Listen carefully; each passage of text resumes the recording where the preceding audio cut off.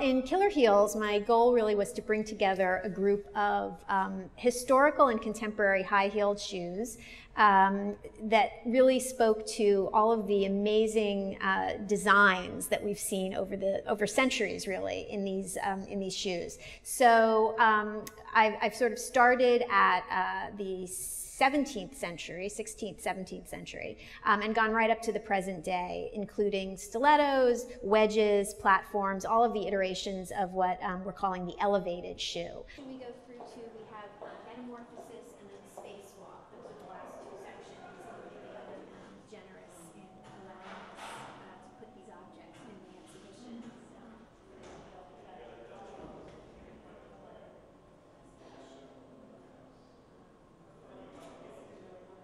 The exhibition is arranged in 6 thematic categories. We decided not to do it chronologically, and it's not by designer. So we have a lot of moments where we have shoes that are from the last couple of years juxtaposed with shoes from the 18th century or even the 16th century.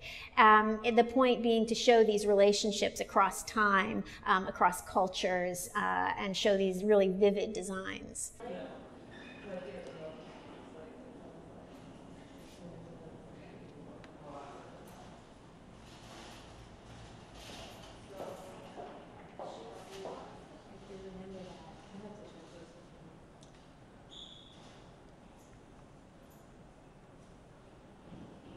Well, definitely the Chopins, the Italian Chopins, which date from about 1550 to 1600. Those are the earliest shoes in the exhibition. And I think it's wonderful to have them here because it shows that what we think of sometimes as being really modern and up-to-date, you know, a kind of high platform shoe is actually a really old form. Platforms have been around even longer than the Chopins. They date back, you know, to at least the 1st century BC, if not longer ago.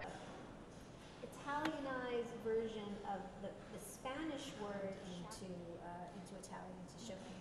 So that's a Chopin, but you're not calling the other one a Chopin. No, the other one is a From a contemporary standpoint, one of the highlights for me, or several of the highlights for me, there's a shoe by an artist called Sputniko, which is right over here, actually. And it's a shoe that she designed as part of a project called Healing Fukushima after the Fukushima nuclear accident. And she, working with another designer who's in the show, Masaya Kushino, they constructed this pair of shoes that has a mechanism in it. It contains seeds of a plant that have properties that leach contaminants from the soil. And as you walk in the shoes, the seeds are planted down into the soil through the high heel, the idea being that the plant would grow in the contaminated soil and sort of help repair it. Especially the black on the The white one was fine. Is what? I think you were talking about the... When was she?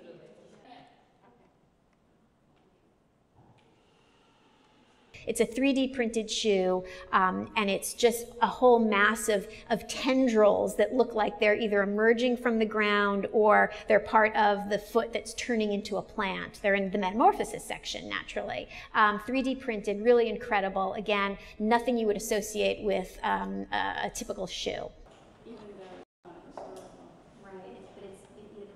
Well, the relationship here within this case is not necessarily, you know, the dialogue here, but yeah. Although, I mean, in addition to juxtapositions, don't. What I would love is for people to come away with the idea that something like high heels, which in some ways we take for granted is just part of the regular costume of some people, is that they are a very interesting lens, actually, through which to look at history. They say a lot about gender, about class, even about trade and exchange throughout history. So they're really wonderful objects of material culture, as well as some of them being beautiful eye candy.